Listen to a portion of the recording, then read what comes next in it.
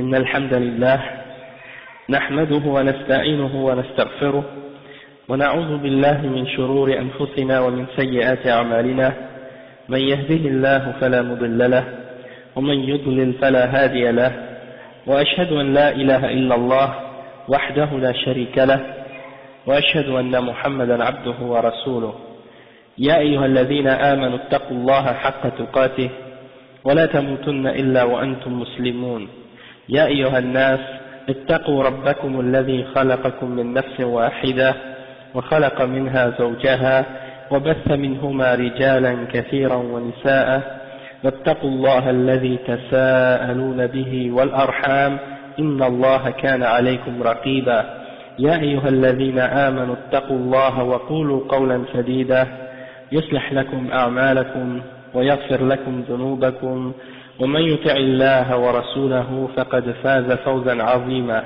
وإن خير الكلام كلام الله وخير الهدي هدي محمد صلى الله عليه وسلم وإن شر الأمور محدثاتها وكل محدثة بدعة وكل بدعة ضلالة وكل ضلالة في النار أما بعد.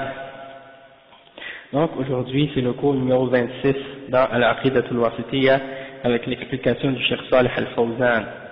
Et aujourd'hui on commence un chapitre qui s'intitule Wujub al-Iman bi ru'yat al-mu'minin rabbahum yawm al-qiyamah wa mawadi' al-ru'ya, c'est-à-dire l'obligation pour l'obligation de croire que les mu'minines vont voir Allah subhanahu wa ta'ala au jour dernier et les moments ou les situations dans lesquelles les mu'minines vont voir Allah subhanahu wa ta'ala.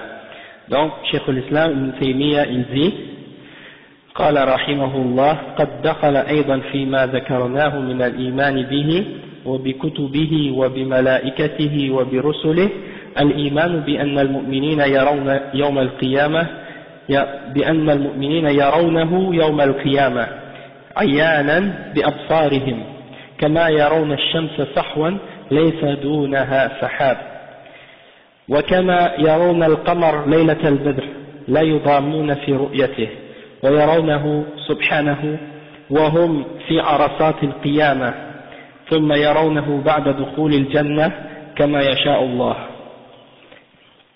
Ça veut dire quoi? Ça veut dire que parmi les choses qui entrent dans la foi en Allah subhanahu wa ta'ala et en ses livres et en ses anges et en ses messagers, on compte la foi au fait que les mu'minines vont voir Allah subhanahu wa ta'ala au jour dernier avec leurs yeux, comme on peut voir le ciel, comme on peut voir le soleil dans le ciel lorsqu'il n'y a pas de nuages, et comme on peut voir la pleine lune lorsqu'il n'y a pas de nuages, et ils n'auront aucune difficulté de le voir ce jour-là. Et ils vont voir Allah subhanahu wa ta'ala lorsqu'ils seront tous réunis au jour de la résurrection, comme quand ils seront debout sur Al-Arasat, la place où les gens seront tous assemblés pour être jugés. Et ils vont également voir Allah subhanahu wa ta'ala quand ils vont rentrer au paradis, comme Allah subhanahu wa ta'ala le désire. Et donc, le cheikh il dit, comme dans l'explication, Cheikh al-Fawzan il dit, الشرح وجه دخول الإيمان بالرؤية في الإيمان بالله وبكتبه وبرسله أن الله سبحانه وتعالى أخبر بها في كتابه وأخبر بها رسوله صلى الله عليه وسلم، فمن لم يؤمن بها كان مكذبا لله ولكتبه ولرسله، فإن الذي يؤمن بالله وكتبه ورسله ويؤمن بكل ما أخبر به فإن الذي يؤمن بالله وكتبه ورسله يؤمن بكل ما أخبروا به. قال وقوله عيانا بكسر العين أي رؤية محققة لا خفاء فيها، فليست مجازا كما تقوله المعطلة، كما يرون الشمس صحوا ليس دونها سحاب، وكما يرون القمر ليلة البدر لا يضامون في رؤيته أي رؤية حقيقية لا مشقة فيها كما دلت على ذلك الآيات والأحاديث التي سبق شرحها. Donc le cheikh il dit de quelle façon on peut comprendre que le fait de croire qu'il faut voir en Allah, de quelle façon le fait de croire en la vision, le fait qu'on va voir Allah subhanahu wa ta'ala au jour dernier, de quelle façon cette chose-là entre dans la foi en Allah subhanahu wa ta'ala et en la foi en ses livres et en ses messagers. C'est dans le sens que Allah subhanahu wa ta'ala nous en a informé de ça dans son livre, et le messager sallallahu alayhi wa sallam, il nous l'a informé, et on le sait par la sunna.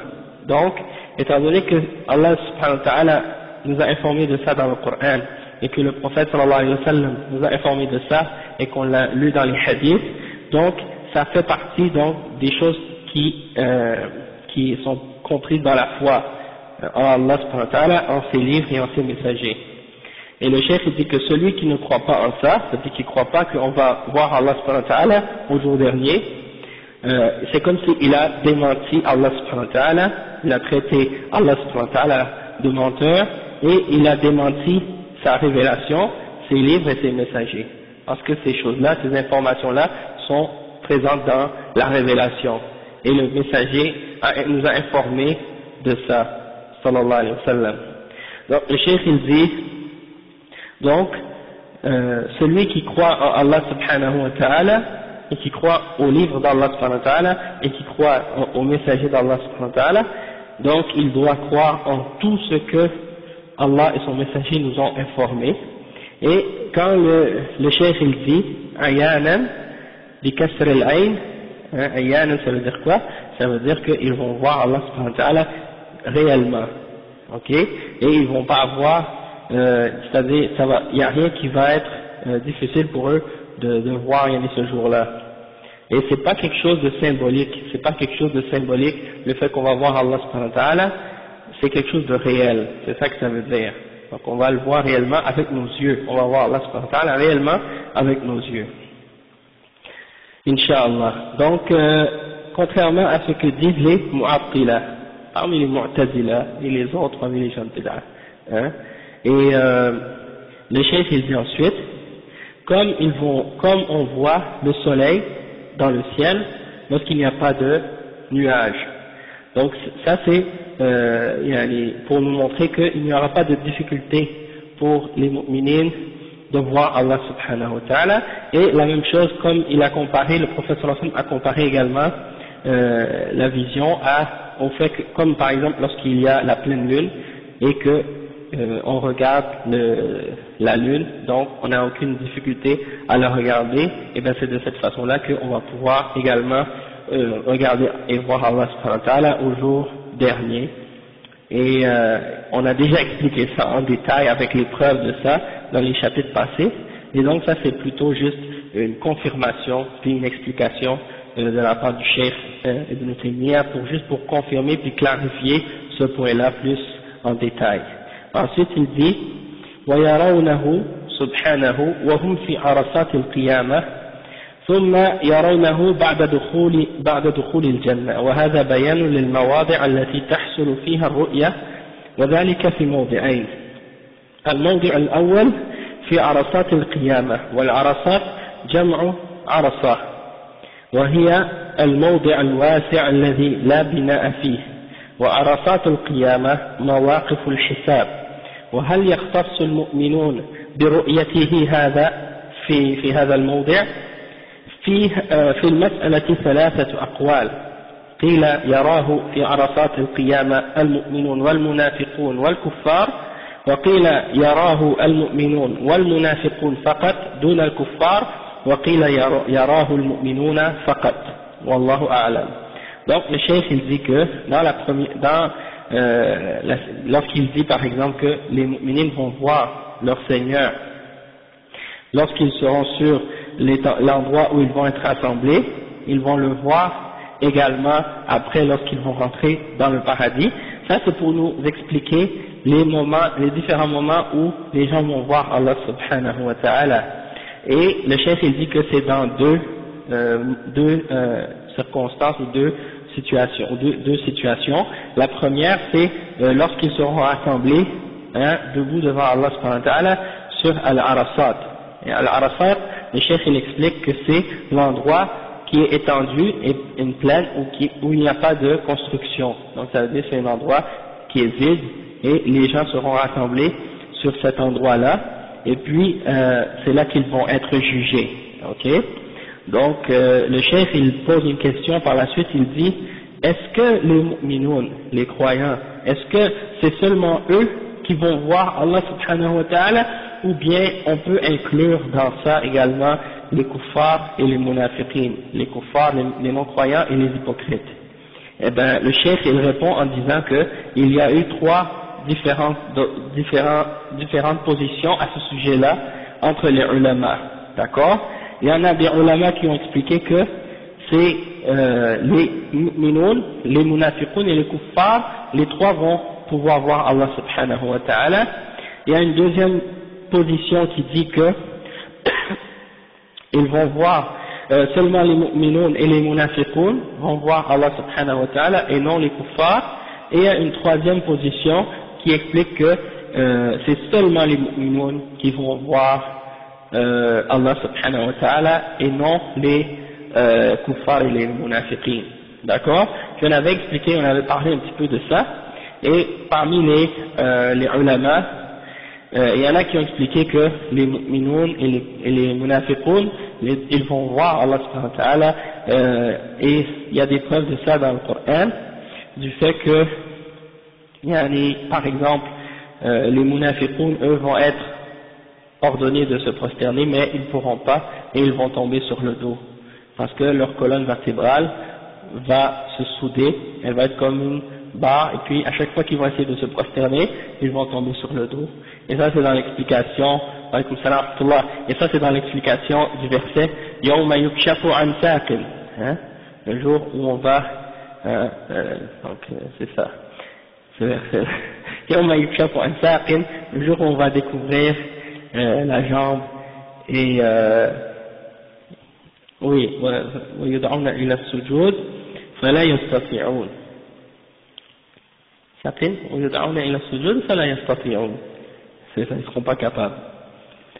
Donc ça c'est, certains ulama ils ont dit donc ça c'est une preuve que les munafiqun ils vont voir, eux également ils vont voir Allah subhanahu wa ta'ala. Et par la suite ils vont être voilés.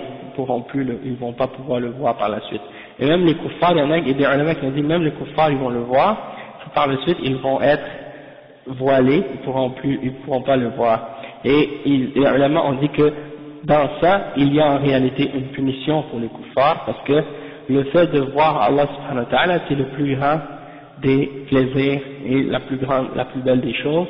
Et étant donné qu'ils sont capables de le voir une fois, puis par la suite, ils sont privés de le voir, eh bien, ça reste toujours pour eux comme une sorte de châtiment.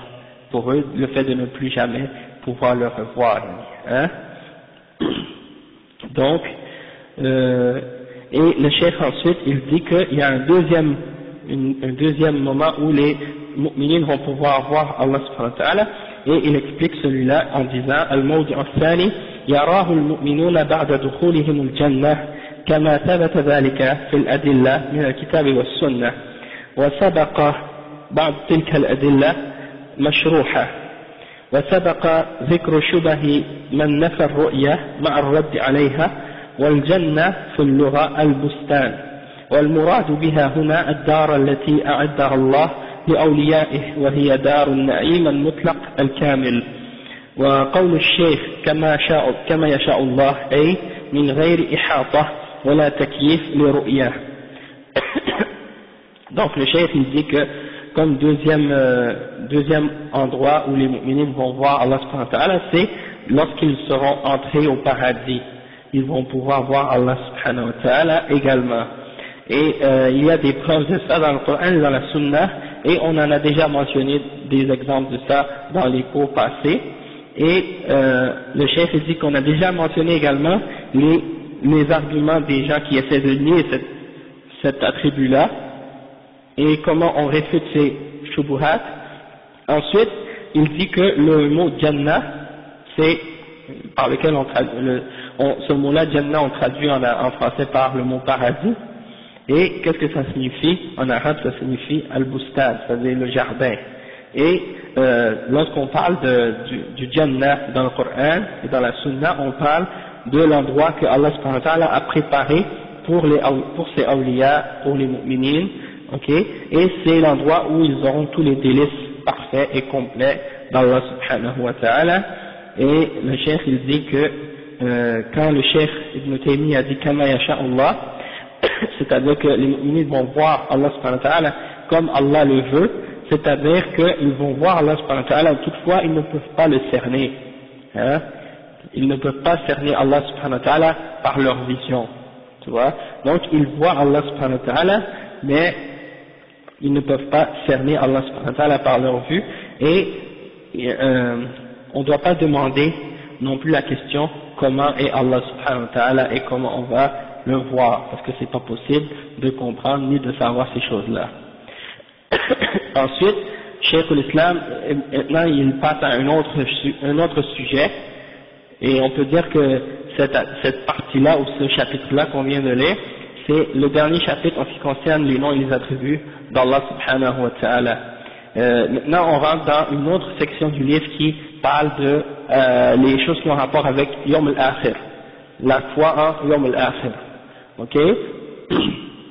Et il dit le chef يدخل في الإيمان باليوم الآخر ما يكون في القبر قال رحمه الله ومن الإيمان باليوم الآخر الإيمان بكل ما أخبر به النبي صلى الله عليه وسلم مما يكون بعد الموت فيؤمنون بفتنة القبر وبعذاب القبر ونعيمه.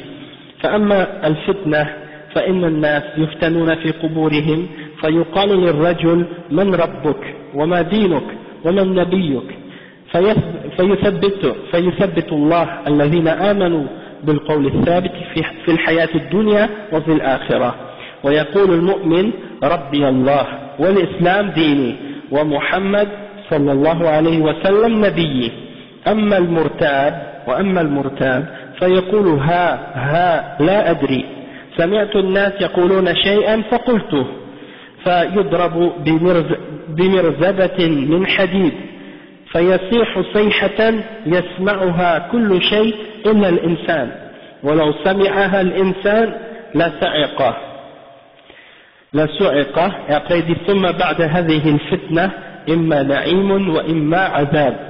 Donc Cheikh l'Islam ici il a expliqué maintenant les choses qui ont rapport avec la foi en les jours derniers, et c'est la première partie de ça, c'est qu'est-ce qui se passe dans la tombe, parce que la tombe c'est notre premier contact avec la vie de l'au-delà, la vie après cette vie, d'accord, après la mort.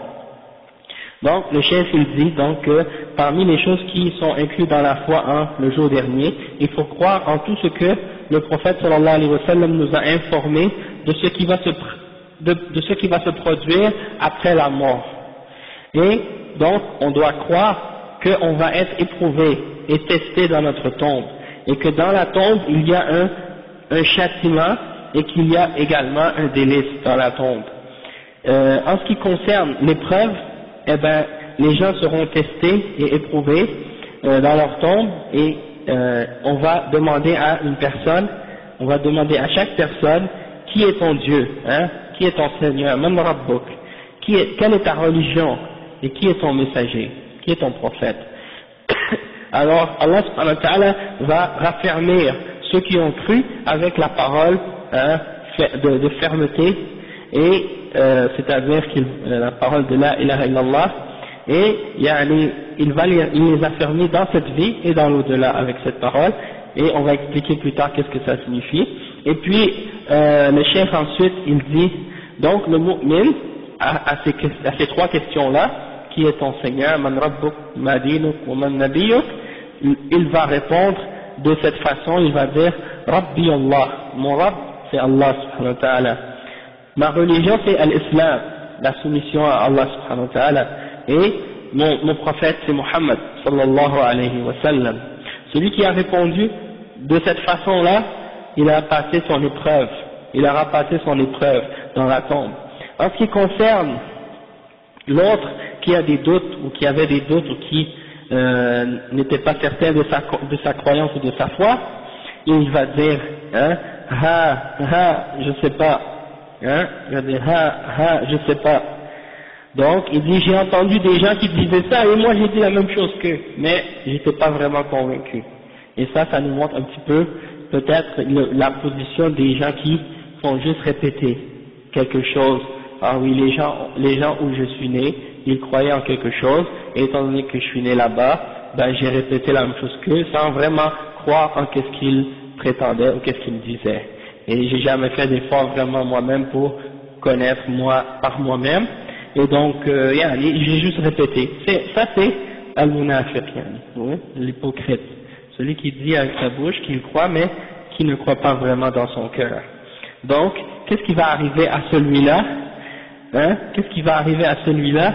Le cheikh il dit qu'il sera frappé avec une tige de métal par les deux anges qui vont lui poser les questions. Et c'est Al-Munkar wa Nakir, on va le voir plus tard. Et il va crier d'un cri, et ce cri-là, tout le monde peut l'entendre excepté les êtres humains, d'accord? Et si l'être humain pouvait l'entendre, il serait foudroyé par ce cri. Et le chef il dit, puis ensuite, après cette épreuve, il y aura soit le délice ou soit le châtiment. Maintenant le cheikh Al-Fawzan il explique maintenant, il dit Ash-Sharh, Al-Yawm al-Akhir huwa Yawm al-Qiyamah, le jour dernier c'est le jour de la résurrection, le jour où les gens vont sortir de leur tombe et ils vont se tenir devant Allah subhanahu wa ta'ala. Wal-Iman bihi ahadu arkan al-Iman وقد دل عليه العقل والفطرة وصرحت به جميع الكتب السماوية ونادى به جميع الأنبياء والمرسلين وسمي باليوم الآخر لتأخره عن الدنيا. Cheikh il dit que la foi en le jour du jugement dernier et le jour dernier, ça fait partie des 6 piliers de la foi, comme on les a plusieurs fois mentionnés, et cet article-là de la foi, elle est établie, elle est prouvée par le Coran et par la Sunna bien sûr, mais en plus de ça également par la raison et par la fitra, hein, la nature profonde de chaque être humain qui lui pousse à reconnaître ces fondements-là et ces principes de la foi. Donc c'est quelque chose qu'Allah a mis dans le cœur de chaque être humain, et donc si quelqu'un le renie, c'est parce qu'il refuse d'accepter quelque chose qu'il sait au fond de lui-même que c'est la vérité. D'accord, donc c'est une forme d'arrogance et d'orgueil en fait. Ensuite, le cheikh il dit, tous les textes et les révélations que Dieu a données à l'humanité, ils ont tous affirmé la foi en cet article-là, c'est-à-dire la foi au jour dernier. Les livres des Juifs, les livres des chrétiens, ils ont tous confirmé également qu'il y aura un jugement dernier et qu'il y aura une vie après la mort. Ça c'est quelque chose, tous les livres ont amené cette réalité-là, et tous les prophètes et les messagers ont mentionné ça à leur peuple. Et on l'appelle le jour dernier, pourquoi? Parce que c'est le dernier jour qui va être dans cette dunya. Après ce jour-là, il n'y en a plus d'autres. Et le cheikh dit وقد ذكر الشيخ رحمه الله شيخ الإسلام ابن تيمية هنا ضابطا شاملا لمعنى الإيمان باليوم الآخر بأنه الإيمان بكل ما أخبر به النبي صلى الله عليه وسلم مما يكون بعد الموت، فيدخل فيه الإيمان بكل ما دلت عليه النصوص من حالة الاحتضار وحالة الميت في القبر والبعث من القبور وما يحصل بعده. ثم أشار الشيخ رحمه الله إلى أشياء من ذلك، منها أن يكون في القبر منها ما يكون في القبر، فقال فيؤمنون بفتنة القبر وبعذاب القبر ونعيمه. Cheikh il dit donc que Ibn Taymiyyah il a mentionné un principe qui comprend une définition qui englobe ou qui nous aide à comprendre qu'est-ce que ça signifie al-iman bil yawm al-akhir. C'est comme une règle qu'il nous a donnée pour être capable de déterminer c'est quoi la foi en le jour dernier, et cette règle c'est que al-iman bil yawm al-akhir, c'est de croire en tout ce que le prophète sallallahu alayhi wa sallam nous a informé de ce qui va se produire après la mort. Donc ça nous résume dans une phrase très courte tout ce que ça implique et tout ce que ça comprend que de croire en Al-Yawm al-Akhir. D'accord?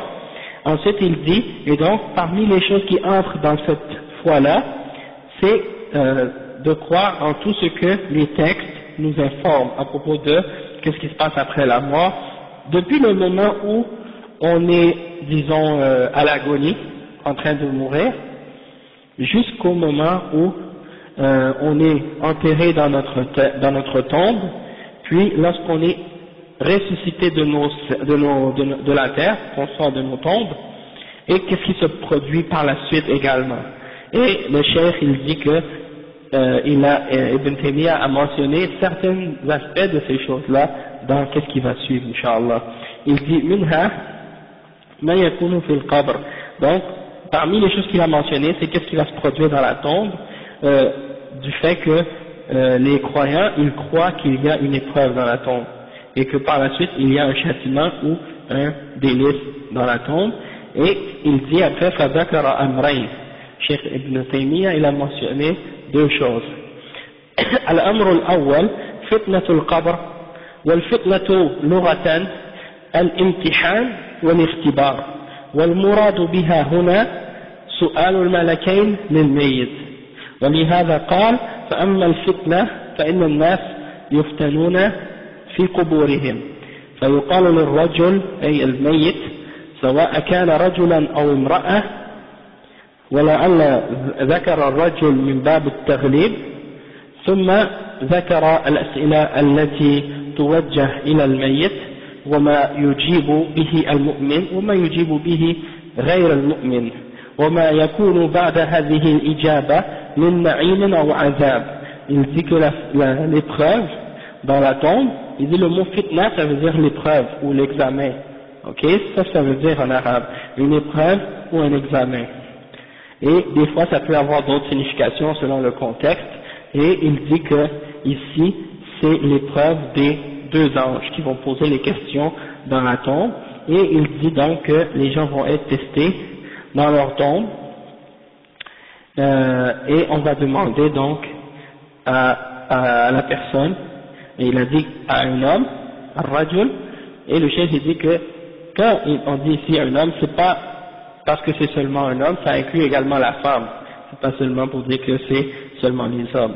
Et ensuite, le chef il a dit que il a mentionné les questions qui vont être posées à cette personne-là, qui est morte, et les réponses du mu'min, et les réponses de celui qui n'est pas mu'min, et qu'est-ce qui va se passer après ces réponses-là, selon le fait que la personne a répondu bien ou mal, il aura soit le châtiment ou soit des délices dans le paradis, dans sa tombe, pardon. Après le chef dit wal iman bi su'al al-malakayn wajib لثبوته عن النبي صلى الله عليه وسلم في أحاديث يبلغ مجموعها حد التواتر ويدل على ذلك القرآن الكريم في قوله تعالى يثبت الله الذين آمنوا بالقول الثابت في الحياة الدنيا وفي الآخرة ويضل الله الظالمين ويفعل الله ما يشاء سورة إبراهيم. Le cheikh il dit donc que de croire en la question des deux anges c'est obligatoire. Et pourquoi c'est obligatoire? C'est parce que c'est affirmé et confirmé dans les paroles du prophète sallallahu alayhi wa sallam, dans des hadiths très nombreux qui arrivent lorsqu'on les réunit tous ensemble à un niveau de tawatur. Ok? Et le cheikh il dit que le Coran également prouve cet aspect-là, il y en a de la foi en les deux anges qui posent les questions, dans le verset 27 dans Surat Ibrahim, qui dit que Allah subhanahu wa ta'ala va raffermir ceux qui ont cru avec une parole de fermeté dans cette vie et dans l'au-delà, et il va égarer les injustes, et Allah subhanahu wa ta'ala fait ce qu'il veut. Donc le cheikh dit فقد أخرج الشيخان من حديث البراء بن عازب رضي الله عنهما عن النبي صلى الله عليه وسلم قال في قوله تعالى يثبت الله الذين آمنوا بالقول الثابت نزلت في عذاب القبر. Le cheikh il dit que c'est rapporté par Al-Bukhari et Muslim selon Al-Bara ibn Azib radiyallahu anhuma que le prophète sallallahu alayhi wa sallam a dit au sujet de ce verset, dans le verset 28 dans Surat Ibrahim, qu'il a été descendu au sujet de l'épreuve de la tombe, ou du châtiment de la tombe. Ok? وزاد مسلم يقال له من ربك فيقول ربي الله ونبي محمد فذلك قوله يثبت الله الذين آمنوا بالقول الثابت. Donc la version de Muslim, de l'imam Muslim, elle a rajouté encore quelque chose qui dit, c'est-à-dire on va lui demander qui est ton Dieu, qui est ton Rabb, et il va répondre mon Rabb c'est Allah et mon prophète c'est Muhammad sallallahu alayhi wa sallam. Alors c'est pour ça Allah subhanahu wa ta'ala dit dans le Coran, il a mentionné le verset que Allah subhanahu wa ta'ala va raffermir ceux qui ont cru avec une parole de fermeté. Donc ça veut dire que ça prouve que ce verset-là est révélé au sujet de qu'est-ce qui se passe dans la tombe.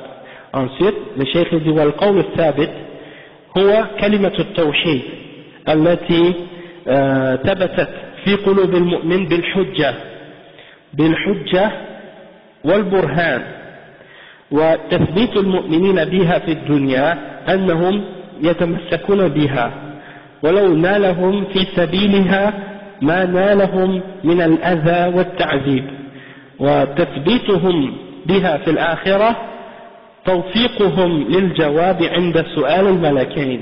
Le cheikh il dit que la parole de fermeté c'est la parole de tawhid, c'est-à-dire la ilaha illallah, rien ne mérite d'être adoré excepté Allah subhanahu wa ta'ala. Et donc c'est le cheikh il dit elle est ferme dans le cœur des mu'minines cette parole avec les preuves et les évidences, les preuves claires. Et le fait qu'Allah subhanahu wa ta'ala va raffermir par cette parole-là les mu'minines dans cette dunya, ça veut dire que Allah subhanahu wa ta'ala va faire en sorte qu'ils s'accrochent à cette parole, à la ilaha illallah, dans cette vie. Même si à cause de cette parole-là, ils vont avoir à subir des châtiments et des punitions de la part de ceux qui sont opposés à cette parole, ils vont rester fermes sur cette parole, même dans cette dunya. Ils ne vont pas revenir sur leur parole de la ilaha illallah à cause des épreuves qui vont les atteindre dans cette dunya. Peu importe qu'est-ce qui les atteint, et après il dit que dans l'au-delà, Allah subhanahu wa ta'ala également va les raffermir par le fait qu'il va leur donner le succès dans leurs réponses, c'est-à-dire qu'ils vont répondre aux questions des deux anges avec succès. Ils vont donner les bonnes réponses au sujet de ces deux questions-là. Wa alaykum salam wa rahmatullahi wa barakatuh.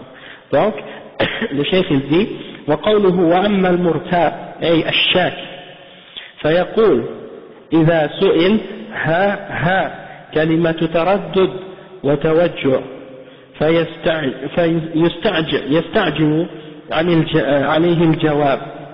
Cheikh il dit que la personne qui a des doutes, Shak, al-Murtab, cette personne-là, elle va dire lorsqu'on lui pose la question au sujet des trois questions qu'on a mentionnées, qui est ton Dieu, qui est ton messager, quelle est ta religion, il va dire ha. Et ça veut dire qu'il hésite et il est confus, il ne sait pas comment répondre, et il ne peut pas répondre parce qu'il n'est pas certain, il doute.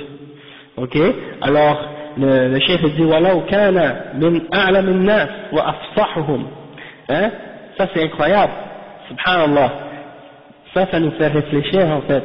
Qu'est-ce qu'il dit ici le cheikh? Il dit même si la personne c'était dans cette dunya une des plus savantes et une des plus éloquentes, c'est-à-dire même si la personne dans cette dunya elle était parmi les savants de l'islam, et les plus haut placés, les plus importants, les plus éloquents dans la parole,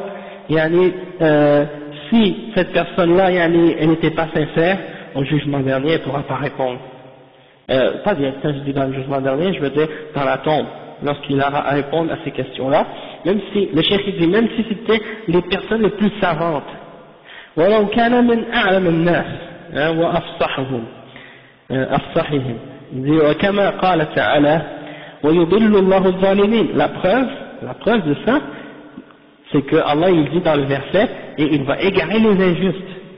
Il va égarer les injustes. Donc ça veut dire, peu importe la connaissance de la personne, si la personne est injuste, elle ne pourra pas répondre aux questions.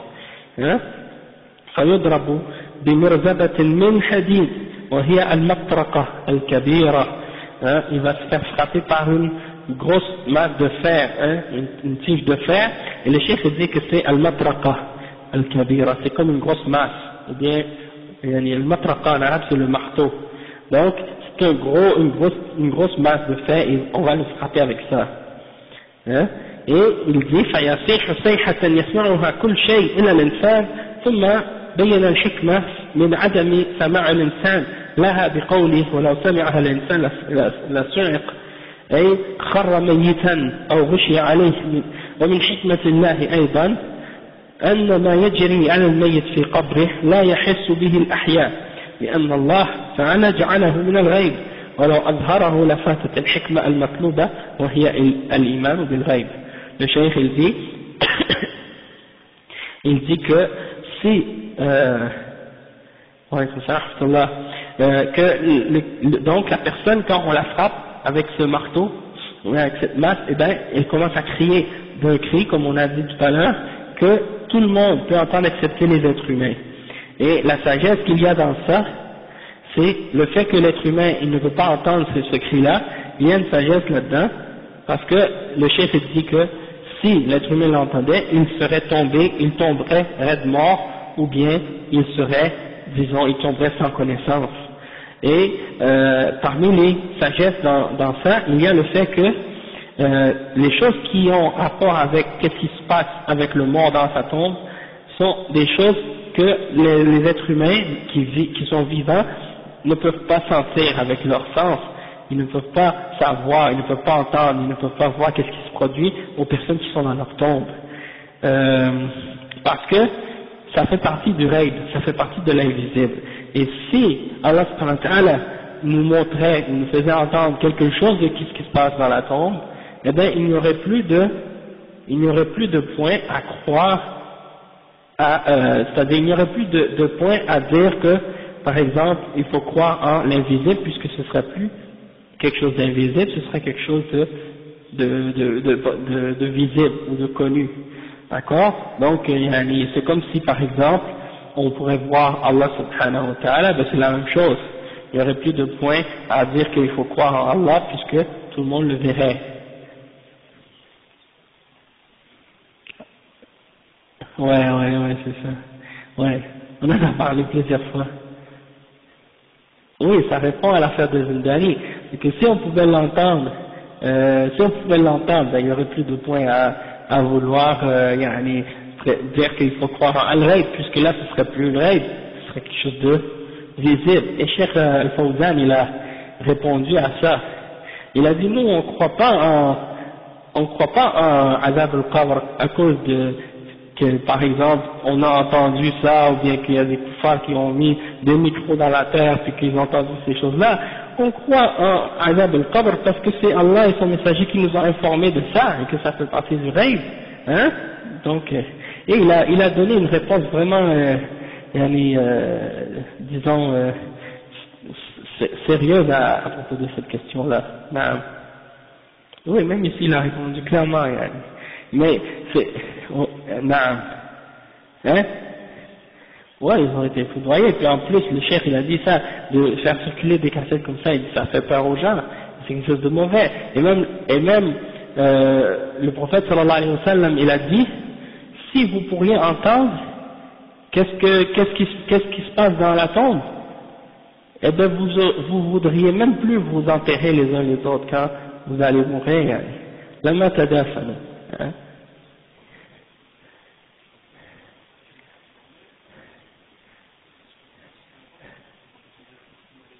Non, des choses comme ça. Parce que c'est une autre dimension. Après la mort, c'est une autre dimension. Tout ce qu'on connaît dans ce monde, comment on le connaît, c'est tout à fait différent dans cette autre dimension-là.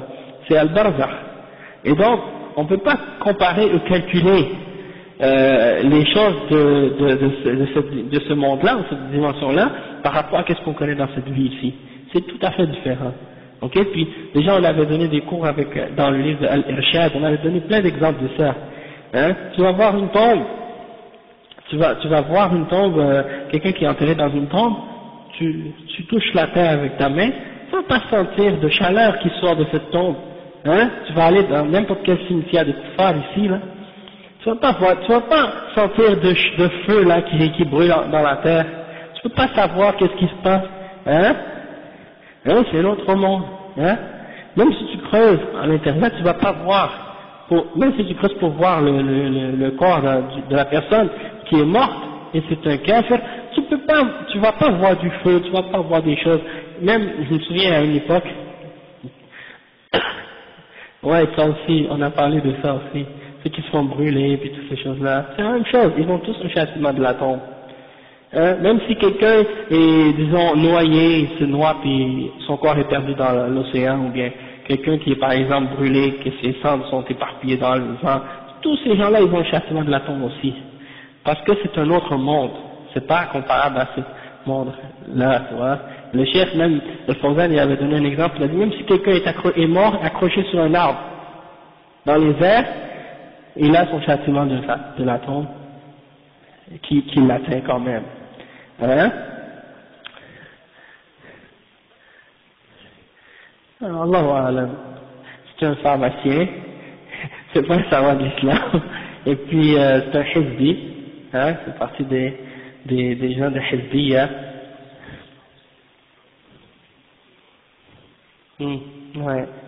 On a parlé de ça plusieurs fois déjà, puis Cheikh Muqbil, il a fait des cassettes sur lui, il a parlé de lui à son sujet, donc pas besoin de rapporter encore une fois, mais si quelqu'un veut savoir les détails, il peut se référer aux paroles des ulama à son sujet, qu'est-ce qu'ils ont dit à son sujet. En tout cas, tout ça c'est juste pour dire qu'il faut croire en al-ghaib. Il y a quelques années, il y avait des cassettes qui circulaient de certains des du'at, soi-disant du'at en Arabie Saoudite, qui sont un peu avec la tendance de harakiya, hizbiya. Ils faisaient des discours comme ça, ils parlaient qu'il y a un homme qui est mort, puis quand ils ont creusé dans sa tombe, il y a un serpent noir qui est sorti, puis plein d'histoires comme ça, yani. C'est comme, ils racontent des histoires comme ça pour faire peur aux gens à propos de Al-Qabr et toutes ces choses-là. Pourtant, nous, on a qu'est-ce qu'il faut dans le Coran et dans la Sunna pour nous expliquer qu'est-ce qui se passe. Et Allah subhanahu wa ta'ala, il n'a rien oublié. Hein? Il n'a rien oublié de la révélation. Il n'a rien oublié de ce qui est nécessaire pour nous de savoir de ces choses-là.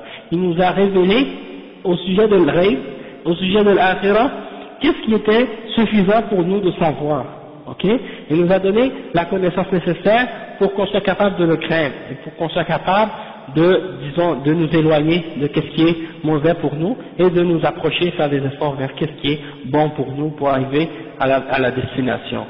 Hein? Donc, tous les trucs des choses, des gens qui inventent des miracles, qui inventent des choses pour, soi-disant pour faire croire aux gens en l'islam, comme par exemple, des arbres qui se prosternent, ou bien des fruits, et quand tu les coupes en deux, puis c'est marqué Allah, des choses comme ça, comme si c'est des preuves pour que les gens deviennent croyants, alors que les preuves sont dans le Coran, dans la Sunna, et ça fait partie de la fitra. Chaque être humain, il l'a en lui. Toutes ces choses-là sont claires. Donc, de s'accrocher à des choses comme ça, c'est comme si les gens ont des doutes, en réalité, en leur croyance et en leur foi. Ils ont besoin de ces choses-là pour se raffermir ou bien pour se convaincre eux-mêmes de la véracité de l'islam. Et ça c'est, si leur foi tient sur ces choses-là en réalité, ça veut dire que leur foi ne tient pas sur grand chose. Allah musta'an.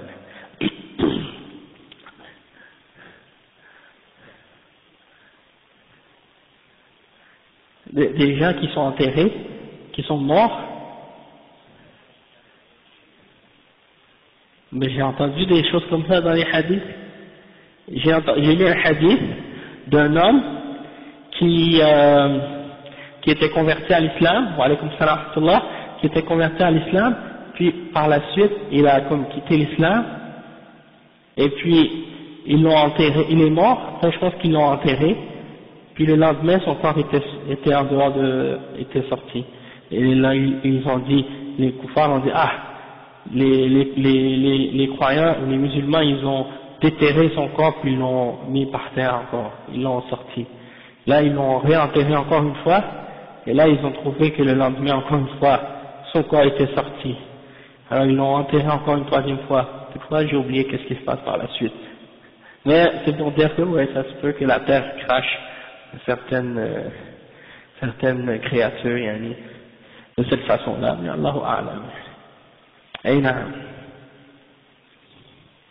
Ben, on va continuer, puis après on va terminer ce chapitre, après on va voir, Inch'Allah, si on peut continuer, parce que là, les cours, là, sont plus courts, à cause de entre Maghreb et Isha, il n'y a pas beaucoup de temps. On va essayer de passer moins de questions durant le cours, Inch'Allah. Le Cheikh, il dit, الأمر الثاني ما يجري على الميت في قبره ما أشار إليه الشيخ بقوله ثم بعد هذه الفتنة إما نعيم وإما عذاب إلى أن تقوم القيامة الكبرى، وهذا فيه إثبات عذاب القبر أو نعيمه. ومذهب أهل السنة والجماعة أن الميت إذا مات يكون في نعيم أو عذاب، وأن ذلك يحصل لروحه وبدنه. ثم تواترت به الأحاديث عن رسول الله صلى الله عليه وسلم، فيجب الإيمان به ولا يتكلم في كيفيته وصفته، لأن ذلك لا تدركه العقول، لأنه من أمور الآخرة، وأمور الآخرة لا يعلمها إلا الله، ومن أطلعهم الله على شيء منه وهم الرسل صلوات الله وسلامه عليه. Cheikh il dit que la deuxième chose, c'est que ce qui se passe, qu'est-ce qui arrive aux morts dans sa tombe, parmi les choses que le Cheikh a mentionnées, comme par exemple lorsqu'il dit que puis après la fitna, il y a soit les délices ou bien soit les châtiments, jusqu'à ce que arrive le grand jugement dernier. Ok, donc le Cheikh il dit qu'il y a dans ça le fait qu'on affirme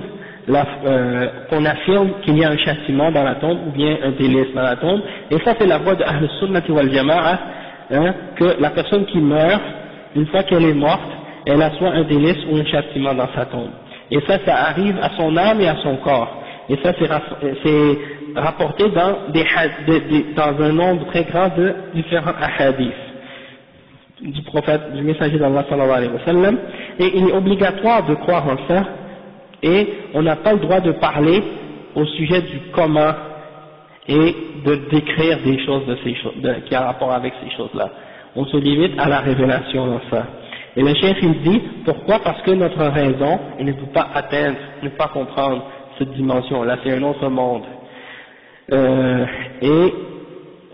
Ça fait partie, les choses de Al-Akhirah, les choses de l'au-delà, ça fait partie donc des choses que seulement Allah subhanahu wa ta'ala connaît, et Allah subhanahu wa ta'ala le connaît, et ceux à qui il a donné une connaissance au sujet de ces choses-là, c'est-à-dire les messagers d'Allah subhanahu wa ta'ala, eux aussi, ils ont une connaissance par rapport à ce que Allah leur a donné de ces événements-là et de ces choses-là.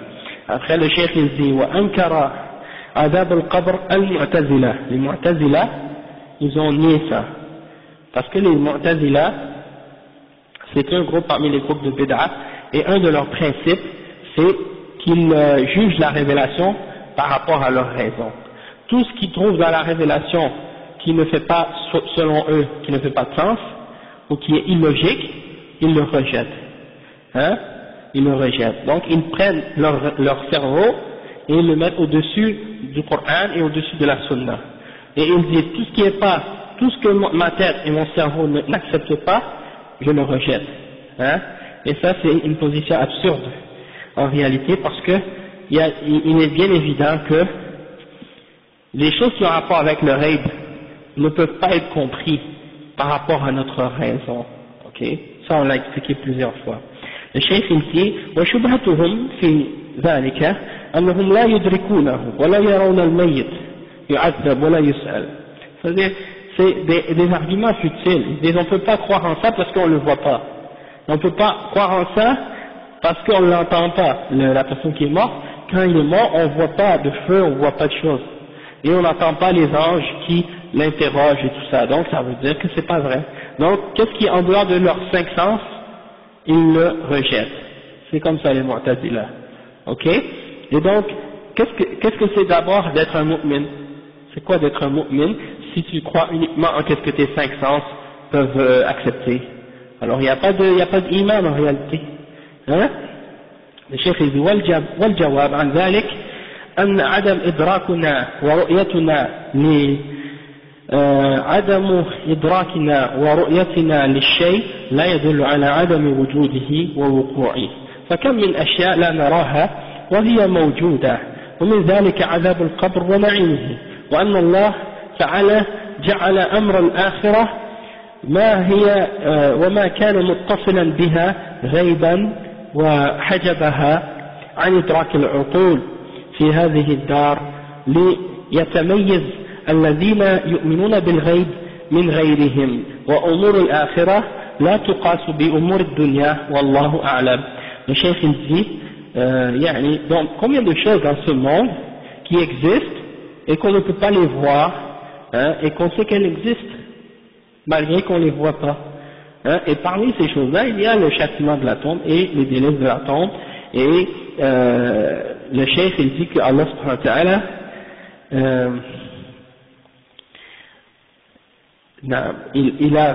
Allah subhanahu wa ta'ala a fait de qu'est-ce qui se passe dans l'au-delà et de tout ce qui a rapport avec ça quelque chose d'invisible, et il nous l'a caché.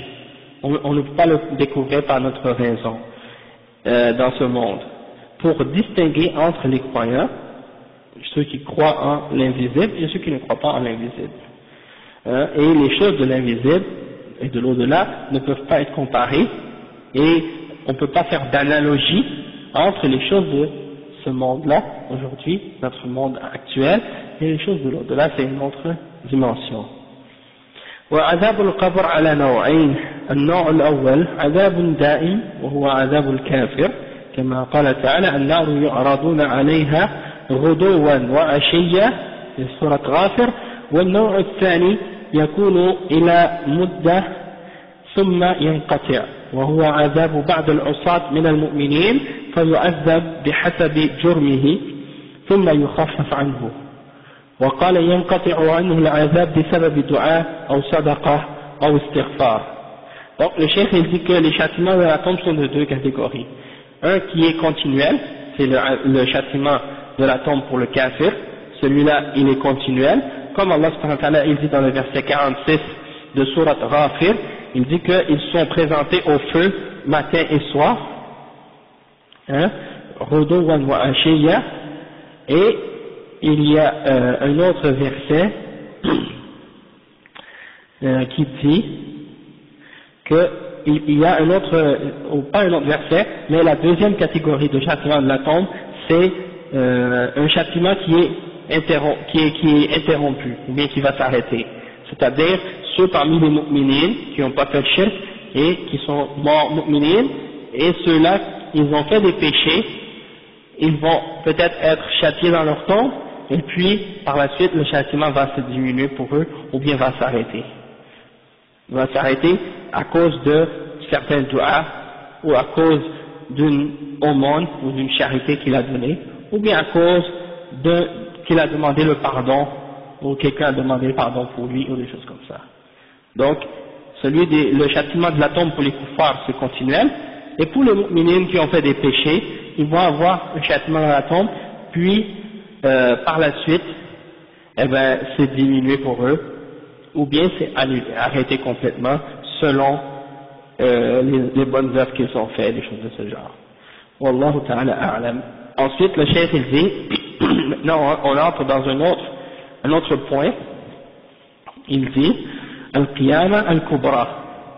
Maintenant il parle du grand jugement. Parce qu'il y a al-qiyama, comme le cheikh il va l'expliquer, il y a le kubra et il y a le sughra, il y a le petit et il y a le grand. On va voir qu'est-ce que c'est. La plupart d'entre vous, vous le savez déjà probablement, parce qu'on en a fait des cours sur ce sujet-là déjà, mais c'est un rappel, ok. Le chef il dit القيامة الكبرى وما يجري فيها إلى أن تقوم الساعة الكبرى تعاد الأرواح إلى الأجساد، فتقوم القيامة التي أخبر الله بها في كتابه وعلى لسان رسوله وأجمع عليها المسلمون، فيقوم الناس من قبورهم لرب العالمين حفاة uratan ghurlan. Donc le cheikh il dit qu'il y a maintenant le grand jugement, la grande résurrection et le grand qiyamah. Et qu'est-ce qui se passe dans ce jour-là? C'est que les âmes vont être remis dans les corps, et là les gens vont être ressuscités et ils vont être debout, ils vont être ramenés debout devant Allah subhanahu wa ta'ala, comme Allah nous a informé de ça dans son livre, et le prophète sallallahu alayhi wa sallam, le messager sallallahu alayhi wa sallam nous a informé de ça, et tous les musulmans ont été d'accord là-dessus. Et il y a l'ijma' à ce sujet-là, il y a le consensus à ce sujet-là. Donc les hommes vont être sortis, on va les faire sortir de leur tombe, et ils vont être nu-pieds, nus, et ils vont être non circoncis, c'est-à-dire qu'ils vont être comme ils étaient quand ils sont sortis du ventre de leur mère la première fois. Tout ce qu'ils avaient perdu va être revenu. Cheikh il dit, أشار الشيخ رحمه الله في هذا وما بعده إلى ما يكون في الدار الآخرة، وهي التي تبدأ بالقيامة الكبرى. فإن الدور ثلاث، دار الدنيا، دار البرزخ، والدار الآخرة، وكل دار من هذه الدور الثلاث لها أحكام تخصها وحوادث تجري فيها. وقد تكلم الشيخ على ما يكون في دار البرزخ. الشيخ dit que Ibn Taymiyyah ici il a mentionné qu'est-ce qui va se produire après le qu'est-ce qu'on a parlé tout à l'heure, jusqu'à ce qui va se produire dans l'au-delà. في هذا وما بعده إلى أن يكون في الدار الآخرة، إلى ما يكون في الدار الآخرة وهي التي تبدأ بالقيامة الكبرى. Donc tout ce qui va se passer jusqu'au jugement, jusqu'à ce que les gens entrent au paradis et en enfer, etc. Tout ça, ça commence par la grande résurrection. Et il a expliqué que les demeures sont de trois catégories. Les demeures, on dit ad-dur, c'est le pluriel de dar, les maisons, les demeures. Il y a le monde ou le dar ad-dunya, dans ce monde. Il y a la demeure de l'barzakh, après la mort, et il y a l'autre demeure qui est darul akhirah, c'est-à-dire après la mort et après la résurrection. C'est-à-dire après que les âmes vont être remis dans les corps, c'est là, d'accord? Donc le cheikh dit, à chacune de ces demeures-là, il y a des règles qui leur sont particulières et spécifiques, ok? Et donc chacun de ces mondes-là, de ces dimensions-là, elle a ses propres lois et ses propres règles qui les régit, ouais, c'est ça. Il dit, et le cheikh a parlé de ce qui se passe dans Al-Barzakh. On a parlé de ça tout à l'heure. Maintenant, on va parler de qu'est-ce qui se passe par la suite. Cheikh dit, وهنا أخذ يتكلم على ما يكون في الدار الآخرة فيقول إلى أن تقوم الساعة إلى أن تقوم القيامة الكبرى والقيامة قيامتان قيامة صغرى وهي الموت وهذه القيامة تقوم على كل إنسان في خاصته من خروج روحه وانقطاع سعيه وقيامة كبرى وهذه تقوم على الناس جميعا وتأخذهم أخذة واحدة وسميت قيامة لقيام الناس من قبورهم لرب العالمين. Il dit, puis maintenant, donc le cheikh il commence à parler de qu'est-ce qui se passe dans l'autre dimension, c'est l'autre monde, après qu'est-ce qui se passe dans la tombe, c'est-à-dire après que les âmes sont remises dans les corps et qu'il y a le grand jugement et la grande résurrection. Et ça c'est pour dire qu'il y a Al-Qiyam Al-Kubra, la grande résurrection, et Al-Qiyam Al-Sughra qui est la mort. Et c'est comme si ton jugement, il commence par ta mort, parce que c'est pour ça qu'on l'appelle le petit jugement. Hein. Tout le monde, par exemple, vous entendez souvent des gens qui disent la fin est proche, la fin des temps est proche. D'accord? Toutefois, c'est vrai que la fin des temps est proche, mais est-ce que nous, on peut pas y aller mourir avant? Peut-être qu'on peut mourir avant. Hein? Donc c'est pour ça que il faut se préparer, chacun de nous, pour notre fin à nous. On y a une grande fin qui va être générale pour tous les êtres humains, pour toutes les créations, mais il y a une fin qui est individuelle et qui est spécifique à chaque personne, et celle-là on ne sait pas non plus.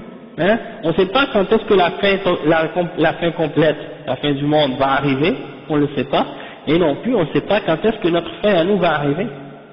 Et notre fin à nous est plus proche peut-être de nous que la fin complète de ce monde. D'accord? Donc c'est pour ça que même si on dit on ne sait pas, peut-être que la fin du monde va juste arriver dans 100 ans ou 200 ans encore ou même plus, et donc on a le temps, mais on ne sait pas, nous peut-être on va mourir demain ou ce soir ou après-demain. Donc il faut toujours se rappeler de la mort dans ce sens-là, parce qu'on projette des plans et des projets d'avenir, puis tous ces projets-là peuvent être mis à l'eau du jour, comme ça, jusque l'ange vienne attraper notre âme, et ça y est, c'est fini. Tout ce qu'on avait préparé s'envole et reste avec les gens, tandis que nous, on passe à un autre monde. C'est pour ça que c'est important de se préparer avec les bonnes œuvres et avec une foi ferme pour être capable d'affronter les choses qui nous attendent dans l'autre monde, d'accord? Et pas trop, disons, oublier, parce que le fait de planifier trop dans cette vie, à long terme, sans prendre en considération la mort et tout ça, des fois ça nous fait oublier la réalité de notre existence et le but de notre existence. Donc toujours essayer de se rappeler de ça pour pas perdre notre ligne, notre but réel. Et donc on planifie, alhamdoulilah, dans la vie, et on essaie de s'organiser pour avoir des plans pour arriver à atteindre l'agrément d'Allah subhanahu wa ta'ala, ça c'est nécessaire. Toutefois, on néglige pas, puis on ne devient pas indifférent ou insouciant de réaliser que la mort peut nous arriver à n'importe quel moment. Et même des fois au moment où on s'en attend le moins. D'accord? Donc, le cheikh il dit, comme on a dit tout à l'heure, il y a deux jugements. Bon, après il dit, le qiyamah dont on parle maintenant, c'est lorsque les hommes vont, le qiyamah de la mort, pardon, le qiyamah qui arrive à la mort, c'est quelque chose qui arrive à chaque homme, et c'est quand l'âme est prise de notre corps, l'ange vient arracher notre âme, et le grand jugement, c'est lorsque tous les hommes sont pris ensemble. Ceux qui restent encore en vie, wa alaykoum salam, ceux qui sont encore en vie, eh ben, le jugement, la fin du monde arrive sur eux, et c'est là que, tout s'arrête, tout ce qui existe va être anéanti et détruit, et tous ceux qui vivaient sur la terre vont mourir d'un seul coup. Et ensuite, il y aura les gens qui vont sortir de leur tombe, etc. Et donc, ça c'est le grand jugement. Les gens vont tous se tenir devant Allah subhanahu wa ta'ala. Pourquoi on appelle ça al-qiyamah? Ça vient de qiyam, c'est-à-dire que les gens vont être debout devant Allah subhanahu wa ta'ala, et ils se tiennent, ils sortent de leur tombe. Donc c'est pour ça qu'on appelle ça qiyamah. Ensuite, Cheikh il dit que les âmes vont revenir au corps. Hein? Il dit فتعاد الأرواح إلى الأجساد وذلك عندما ينفخ إسرافيل في السور.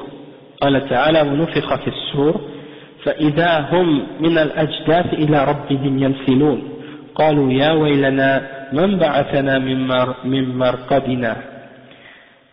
وقال تعالى ثم نفخ فيه أخرى فإذا هم قيام ينظرون. والأرواح جمع روح وهي ما يحيا به الإنسان وغيره من ذوات الأرواح ولا يعلم حقيقتها إلا الله. وقال تعالى ويسألونك عن الروح قل الروح من أمر ربي. Donc le cheikh il dit ici que les âmes vont être remis dans les corps et là il y a un ange qui s'appelle Israfil qui va être ordonné de souffler dans la trompe ou dans le clairon. Et là, qu'est-ce qui va arriver lorsqu'on va souffler dans le clairon? C'est comme dans Surat Yasin, le verset 51 et 52, Allah subhanahu wa ta'ala il dit, et on soufflera dans le clairon, et les voilà qui vont sortir de leur tombe, et qui vont se précipiter vers leur Seigneur, et ils vont dire, malheur à nous, qui nous a fait sortir de notre endroit où on dormait, ou bien où on était en train de sommeiller, ou quelque chose comme ça. Donc, ils vont se sentir comme s'ils avaient dormi pendant cette période-là. Même si c'était Adam, alayhi salam, qui est mort depuis des années et des années, quand il se ressuscite, il a l'impression que ça fait juste quelques heures ou quelques temps qu'il était en train d'attendre dans sa tombe. Il ne va pas réaliser combien de temps exactement s'est passé entre sa mort et le jugement dernier. Ensuite, il mentionne un autre verset dans Surat Yasin, dans Surat Zumar, qui dit puis ensuite on va souffler un deuxième coup et les voilà qui vont être debout et qui vont regarder. Et ensuite, le cheikh il dit que le mot ruh, c'est le pluriel c'est arwah. Et qu'est-ce que c'est arwah? C'est qu'est-ce qui fait vivre les êtres humains. Et également les autres créatures comme les animaux également, ils ont un ruh. Mais personne ne connaît la réalité de l'âme, excepté Allah subhanahu wa ta'ala. Si on essaie de faire un examen pour essayer de déterminer c'est quoi l'âme, où est-ce qu'elle est, comment elle est faite, de quoi elle est composée, toutes ces choses-là, même si on dissecte un être humain jusqu'à ces petites cellules pour essayer de trouver où est-ce qu'elle est cachée cette âme, on ne peut pas la voir. Donc ça veut dire on ne peut pas connaître qu'est-ce qu'elle est cette âme. Peu importe les examens ou les expériences scientifiques qu'on peut faire pour la trouver dans le corps, on ne peut pas. Parce que c'est quelque chose de caché. Et c'est seulement Allah subhanahu wa ta'ala qui connaît la réalité de cette âme. Et le cheikh il dit, le verset 85 dans Surat Al-Isra, qui dit, et il te demande au sujet de l'âme, dit, l'âme fait partie du commandement de mon Seigneur, c'est-à-dire, c'est seulement lui qui la connaît. وَمَا أُوتِيتُم مِّنَ الْعِلْمِ إِلَّا قَلِيلًا. Et on ne vous a donné que peu de connaissances à ce sujet-là. Après, le cheikh il dit, وَقَوْلُهُ تَعَالَى, ça prouve en même temps que même notre vie là, comme ça, on parlait de la raison et des choses de ce genre, et on disait qu'on ne peut pas comprendre le rêve, l'invisible avec notre raison. Eh bien, subhanallah, notre vie elle-même, on ne peut même pas comprendre comment elle fonctionne, comment on est en vie. Si on pouvait comprendre, n'importe quelle personne qui meurt, on pourrait comme reconnecter le fil, puis faire repartir la machine là. Mais c'est pas comme ça que ça fonctionne. Il y a d'autres choses. Donc, alhamdulillah. Ensuite, le cheikh il dit, وقوله وتقوم القيامة التي أخبر الله بها في كتابه وعلى لسان رسوله وأجمع عليها المسلمون إشارة إلى أدلة البعث وأنه ثابت بالكتاب والسنة وإجماع المسلمين والعقل والفطرة السليمة. وقد أخبر الله عنه في كتابه وأقام الدليل عليه ورد على المنكرين للبعث في غالب سور القرآن.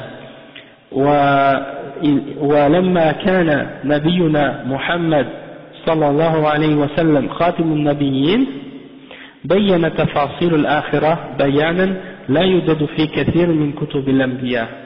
Cheikh dit que ensuite il y aura le jour du jugement, que Allah subhanahu wa ta'ala, dont Allah subhanahu wa ta'ala a parlé dans son livre, et également le messager nous en a parlé, et tous les musulmans sont d'accord là-dessus, et ça montre que les preuves de Al-Ba'ath, les preuves de la résurrection, que c'est établi par le Coran, par la Sunna, par le consensus des musulmans, également c'est établi par la raison et par la fitra.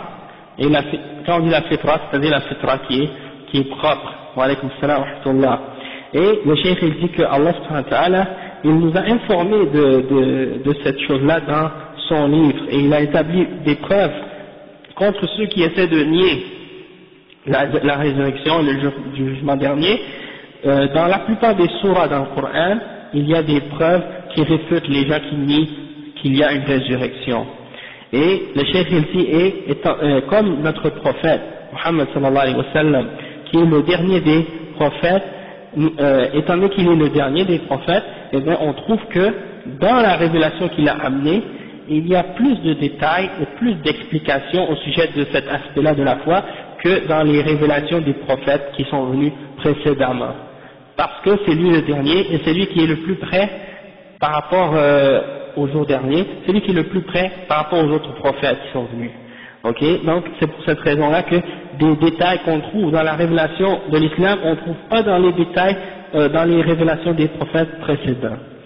Puis, pour terminer, on va lire le dernier passage, le cheikh dit وَالْجَزَاءُ عَلَى الْأَعْمَالِ ثَابِتٌ بِالْعَقْلِ وواقع في الشرع فإن الله نبه العقول إلى ذلك في مواضع كثيرة من القرآن حيث ذكرها أنه لا يليق بحكمته وحمده أن يترك الإنسان سدى أو يخلقهم عبثا ولا يؤمرون ولا ينهون ولا يثابون ولا يعاقبون وأن يكون المحسن كالمسيء أو أن يجعل المسلمين كالمجرمين فإن بعض المحسنين يموت قبل أن يجزى على إحسانه وبعض المجرمين يموت قبل أن يجازى على إجرامه فلا بد أن هناك دارا يجازى فيها كل منهما ومنكر البعث كافر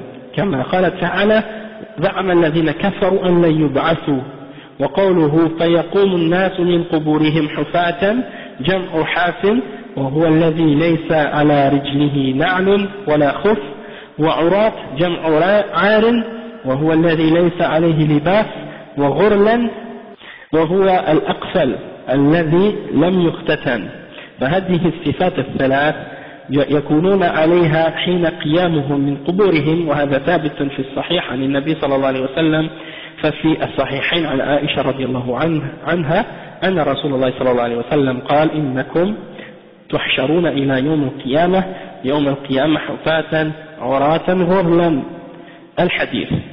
Donc ça vient terminer le texte, on va juste traduire, expliquer ça rapidement.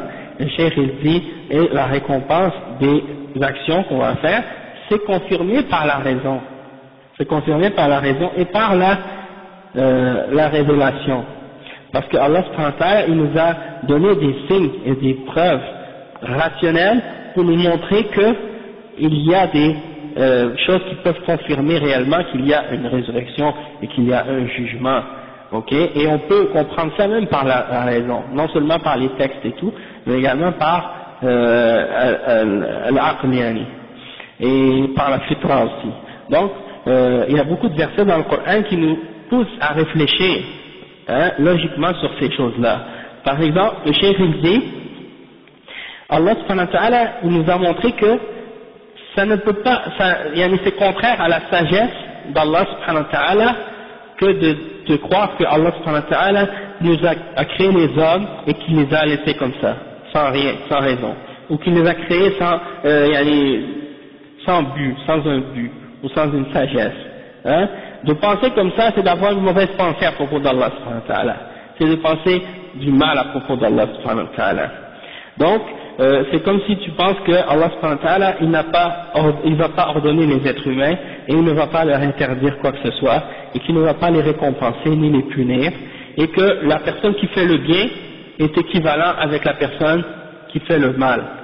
Donc ça c'est en fait attribuer à Allah subhanahu wa ta'ala qu'il fait des choses absurdes ou sans raison ou sans sagesse. D'accord? Et ça c'est incorrect.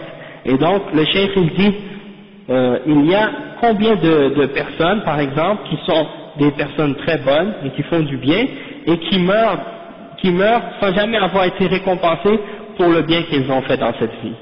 De même qu'il y a plein de gens qui vivent dans le mal et dans l'injustice et qui font plein de mal aux gens et qui meurent sans jamais avoir reçu aucune punition pour le mal qu'ils ont fait.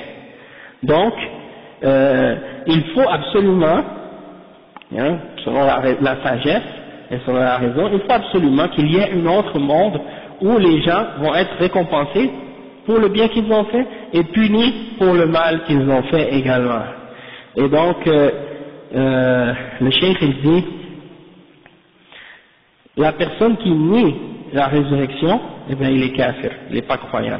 Parce qu'Allah il dit que les kuffars, Allah dit c'est les kuffars qui croient qu'ils ne vont pas être ressuscités. Dans le verset 7, dans Surat At-Tarabun.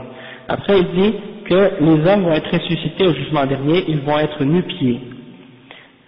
Et ils vont être nus, ils n'auront pas de vêtements et ils vont être non circoncis. C'est-à-dire, comme ils ont été créés la première fois, comme c'est rapporté dans Al-Bukhari et Muslim, selon Aïcha radiyallahu anha. Donc ça vient terminer le dars d'aujourd'hui, et puis on continuera pour la suite la semaine prochaine, Inch'Allah. Donc on s'arrête ici. Subhanakallah wa bihamdik, ashhadu an la ilaha illa anta, astaghfiruka wa atubu ilayk.